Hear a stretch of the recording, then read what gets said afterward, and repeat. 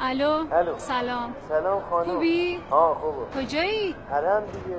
من الان جلوی ایوون طلام.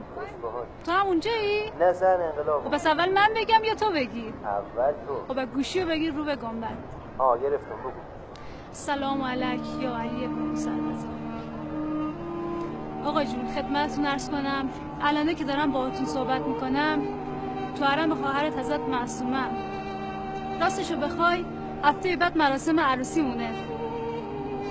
گفتیم اول زندگیمون ازتون بخوام یه عنایتی به ما بکنی، یه لطفی در حق ما بکنی آقا، سایتون از سر ما کم نکنی.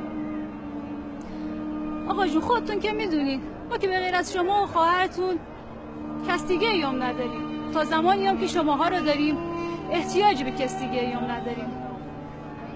از خدا خواستیم دوتی بچه به ما بدید، یه پسر یه دختر. اسم پسرمون رو بذاریم آقا رضا، اسم دخترمون هم بذاریم معصومه خانم. آقا جون تو رو به حق حضرت معصومه، تو رو به حق خواهرت لحظه ای کرم تو اما دریغ نکن. من صحبتام تمام شد. گوشی رو میگیرم رو به گنبد، تو حرفتو بزن. السلام علیک یا فاطمه المعصومه.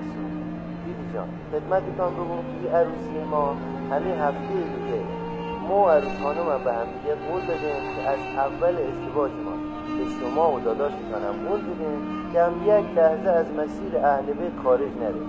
شما هم هوای ما رو داشته بشن و ما رو به حال خودمان نگذارین یک لحظه.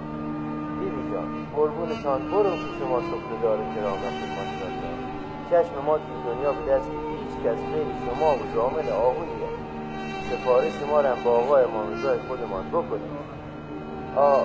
که دلم مثل همین کفترهای امام رضا پرکش سمت.